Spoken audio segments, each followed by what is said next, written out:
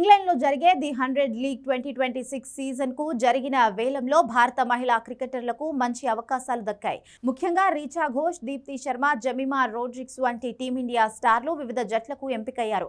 Wicket keeper, batter Richa ఘోష్ను Manchester Super Giants women's జట్టు 50,000 పౌండ్లకు వేలంలో తీసుకుంది. ఈ వేలంలో మాంచెస్టర్ ఫ్రాంచైజీ మొదట బిడ్ పెట్టగా ఇతర జట్లకు పోటీగా రావడంతో ఆమెను సులభంగా తమ జట్టులో చేర్చుకుంది.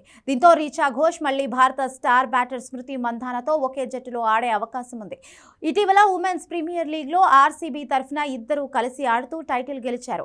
ఇప్పుడు ది 100లో కూడా వారి జంట మాంచెస్టర్ జట్టుకు బలం చేకూర్చనుంది.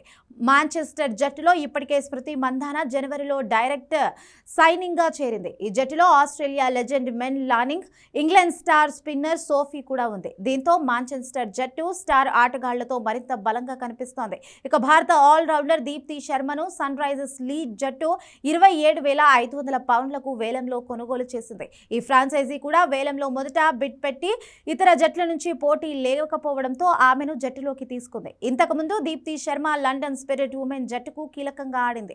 అంతర్జాతీయ టోర్నమెంట్లు, ఫ్రాంచైజీ లీగ్లలో అద్భుతంగా రాణిస్తూ దీప్తి శర్మ మంచి ఫామ్ లో ఉంది. ఇక మరో భారత స్టార్ బ్యాటర్ జమీమా రోడ్రిగ్స్ ను సదరన్ బ్రేవ్ ఉమెన్ జట్టు 60,000 పౌండ్లకు డైరెక్ట్ సైనింగ్ గా తీసుకుంది. ది 100 టోర్నమెంట్ లో ఇది ఆమెకు రెండో ఫ్రాంచైజీ. ఇంతకుముందు ఆమె సన్ రైజర్స్ లీడ్స్ మహిళా జట్టుకు కూడా ఉంది. జమీమా రోడ్రిగ్స్ ఈ టోర్నమెంట్ లో ఇప్పటి వరకు 19 మ్యాచ్లు ఆడి 453 పరుగులు చేసింది. అందులో 4 అర్ధశతకాలు ఉన్నాయి. ఆమె అత్యధిక స్కోరు 92 నాట్అవుట్ గా ఉంది. అయితే భారత జట్టుకు చెందిన కొంతమంది ప్లేయర్స్ కు ఈ వేలంలో నిరాశ ఎదురైంది.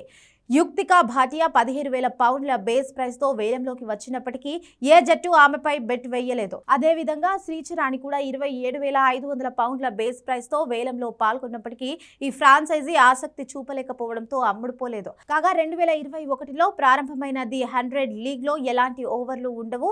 బౌలర్లంతా కలిసి 100 బంతులు వేయాలి. ఒక్కో బౌలర్ అత్యధికంగా 20 బంతులు మాత్రమే వేయాల్సి ఉంటుంది. బౌలింగ్ చేజ్ అంటే బౌలర్ మారేది కూడా ప్రతి 5 లేదా 10 బంతులకు. ఒక బౌలర్ 5 బంతులైనా వేయొచ్చు, లేదా వరుసగా 10 బంతులను కూడా ఒకేసారి వేయొచ్చు.